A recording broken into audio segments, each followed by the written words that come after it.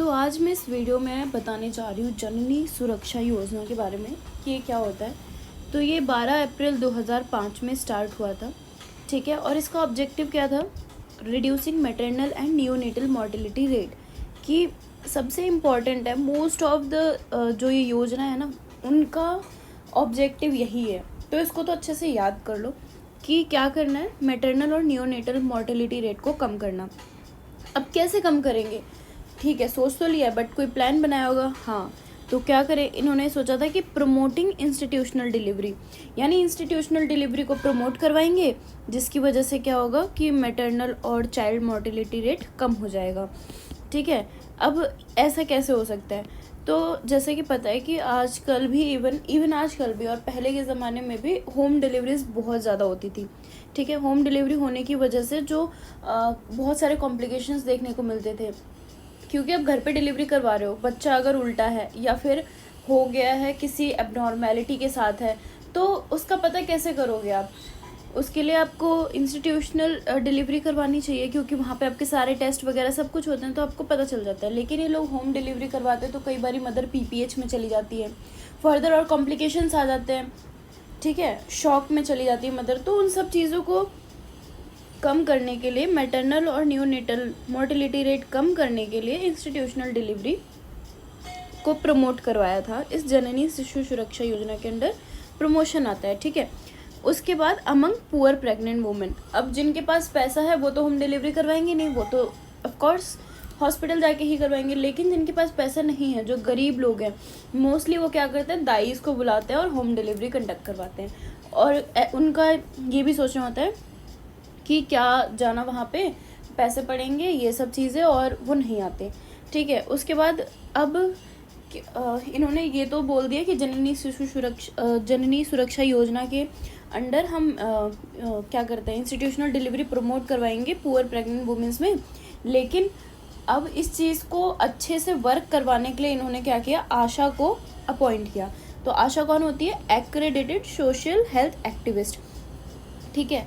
ये एक गवर्नमेंट और प्रेग्नेंट वुमेन के बीच का एक लिंक है, एक कड़ी है।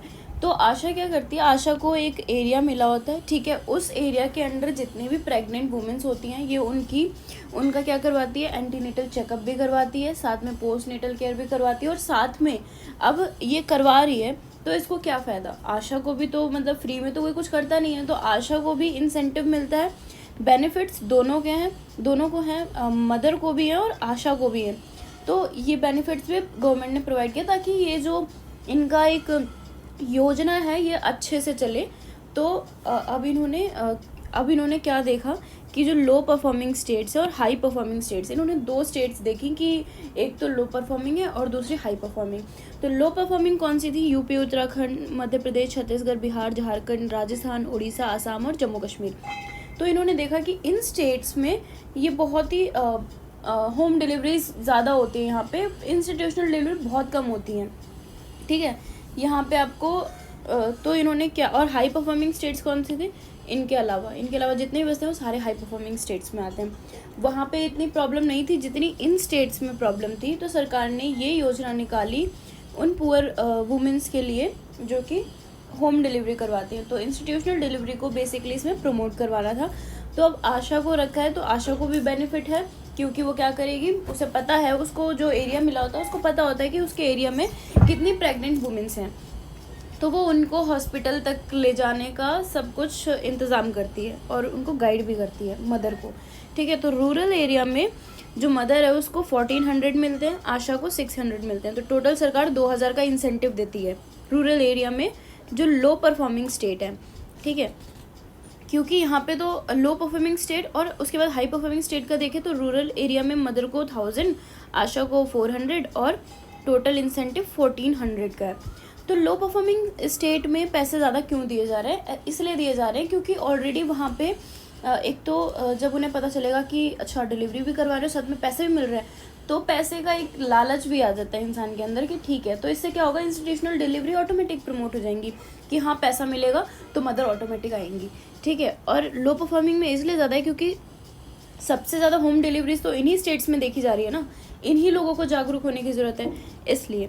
और अर्बन एरिया में टोटल 700 आशा को 600, टोटल सरकार 1300 का देती है। और अर्बन एरिया में टोटल 1000 होता है, जिसमें 600 मदर और 400 आशा। मदर को ज़्यादा ही मिलता है कंपेरेटिवली आशा के, ठीक है।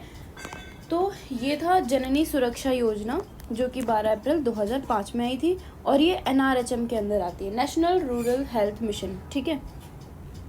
और ये इसके ऑब्जेक्टिव्स थे ये सब। सो आई होप कि आपको समझ में आया होगा। मिलते हैं नेक्स्ट वीडियो।